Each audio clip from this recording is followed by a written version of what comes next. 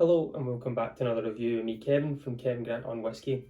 This week I've got something really new. I don't even think it's out yet. It was bought at a festival. I've actually got a loan of it from one of the followers, Ben Marnock. I played golf with him today as well, and he's gave me a couple of bottles to review. So I'm not drinking it all. I've taken a wee dram here, and it's going to be my first try of it as well. So what we've got is some Bridget's Kirk. This is a Lady of the Glen bottling. Lady of the Glen being an independent bottler from Dalgety Bay, just outside Dunfermline in Fife, so kind of lowland area. And St Bridget's Kirk is a church which was built in the 1100s, around about that era, I think, and it's now a kind of ruin. I think you're able to go and walk around and see what happened in medieval times and so forth. So this is a blended malt. This is also 20 years old. The other thing that I know about this, it's a blended malt. So there's no grain, it's all single malts that have been put together, and there's 3 single malts. So on here, all I'm aware of is it is a highland, a speyside and an islay. 45.1% ABV, non-chill filtered and natural colour.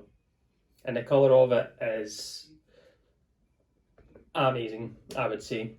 So we've got this whiskey, highland, speyside, islay. What to expect? I'm not too sure. Am I going to get a big peat hit? I've not even put my nose in this yet. I've just had to let it sit whilst I was setting up. So I'm quite intrigued to see, are we going to be able to nail down the distilleries? Can I figure that out? Probably not. There's a lot out there to try and find. So what's happened is the 3 casks, for instance, that have been bought from this Highland, Speyside and Islay distillery have been brought into the warehouse, have been emptied into a big massive vat, I would imagine, and then it has been re-racked again back into a sherry butt for its last 10 years, I believe. So for 10 years they've sat on their own, then been blended together in a huge big vat, and then put into a big huge container of sherry butt. What I was able to see as well is it's 281 bottles at 45.1%. So there's not a lot out there. We've got 20 years old. It's probably one of the oldest whiskies I've tried for a while, especially on the channel. So get it on the nose, we'll go back, and I've got another couple of little things I was able to find. It's hard to find anything because it's not, I don't think it's officially been released. It was bought at the Clickmanshire Whisky Festival, I believe, from my friend Ben. So we'll get it on the nose and let's see where it takes us. Let's see what notes maybe, does anything stand out which we could try and pinpoint where we are.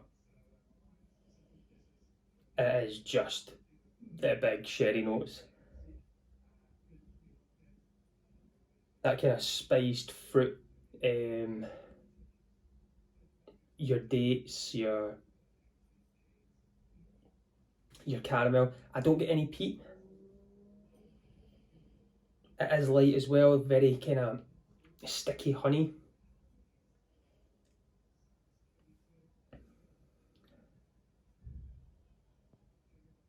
Maybe a little bit of coastalness to it there, that wee breeze, that kind of sea breeze, which could throw us off to be anywhere with highlands and being right on the coast, and Islay being right on the coast. But the colour and the legs. So sticky honey, spicy fruits, dates, maybe a wee bit nutty. A little bit zesty orange maybe as well. And we'll get this on the palate. Let's go for that first and see where we go from here. But I'm quite looking forward to this. Look at the legs on that first. Hopefully that sticks in. That's amazing. That is amazing. For 45% ABV, I'm going to suspect that's the age which is giving it that really oiliness. So now I'm expecting a really good mouthfeel here because of how these legs on this glass are just stuck to the side. I'm slange everyone.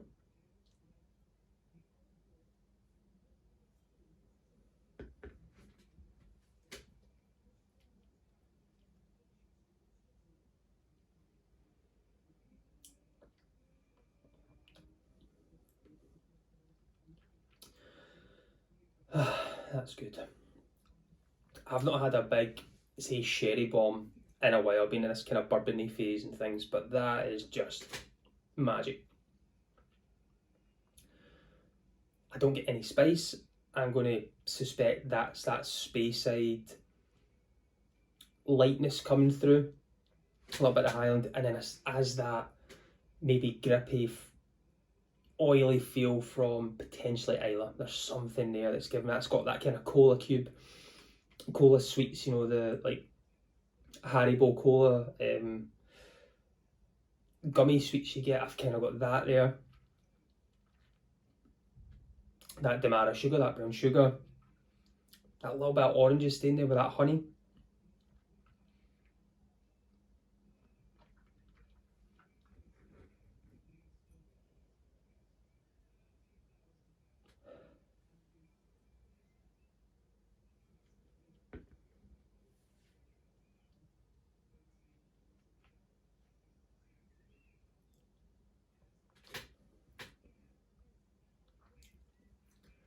It's like there's a chocolatey note in there now as well. Maybe a little bit leaning towards apricot or something. It's very diverse. There's a lot of really good flavours in here, a lot of front flavours fighting to be the number one flavour in this whiskey. The oiliness in that mouthfeel it's chewy, it's sticky, it's like that sticky honey. Yes, it's a drink, but it feels like you've maybe had a wee bit of honey and it's sticking to everything. It's amazing. I'm getting no spice from a sherried whiskey. I usually get some kind of little hit at the end. Highland, Speyside and Islay. It's got bergamot orange, candied ginger, runny honey and vanilla. I don't even get much ginger in this. Ginger would give me that kind of light spice, something at the end there, but I'm not getting that. So 10 years together with these three in a sherry cask. I wonder what 20 years together, or what, I don't know what it's been in previously. I don't know what the three have been in previously to age, but 20 years young. That's really good stuff. Price wise, I don't know what Ben has paid for it. I'll need to try and find that out. But it's quality. It's really good quality.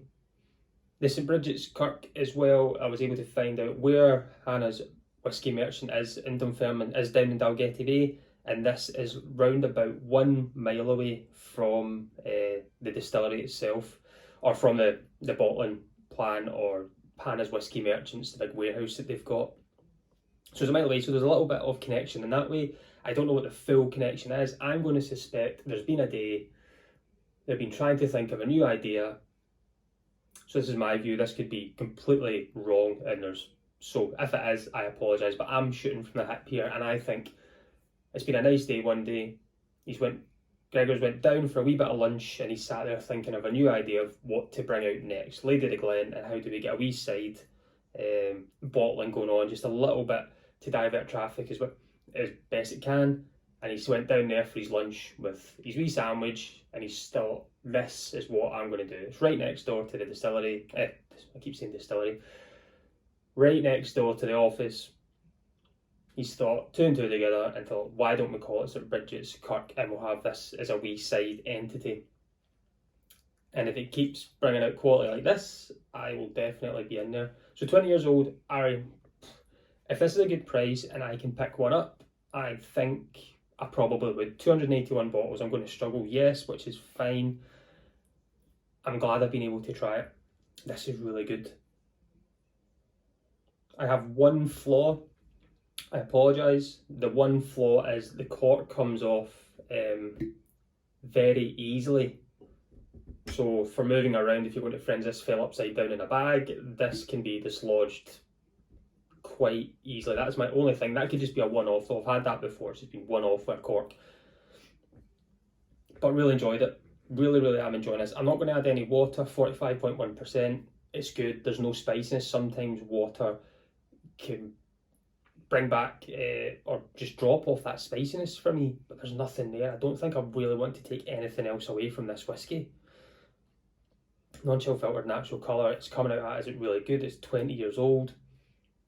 3 unknown distilleries. Well, I don't know what they are, but whatever they are, they work very well together. This is great. As I say, how oily it is, chocolatey, cola bottles, honeys, apricots, spiced fruits, so much going on. And then a made up story that I made up about why it was called St Bridget's Kirk, which is probably going to be wrong, but my imagination ran wild there. So Ben says I can have a couple of drams of this. I think I will, and I'm probably going to go and finish this off and maybe pour another one. He's also given me another bottle for next week, which I've been able to, I've not tried yet either, but that'll be the first time in next week's video. Also, there might be a video next week, there might not be. It's my birthday next Friday, so I'm just in the sense of how busy my week's going to be. Will I get one out? If I do, great. If I don't, I apologise, it'll be the following week. But I'm going to go and sit back and enjoy this as always, because this has been really good, and I think I'm going to pour another one tonight because I'm off tomorrow. And if you're not subscribed already and you want to see some weekly content, hit that subscribe button, hit the like button, leave a comment if you've tried this or you've got your own little story on why it's called St Bridget's Kirk. Just leave me a wee comment, I'll try and get back to you the best that I can. But again, I've been Kevin from Kevin Grant on Whiskey, and join me next week. Let's talk whiskey. Slange.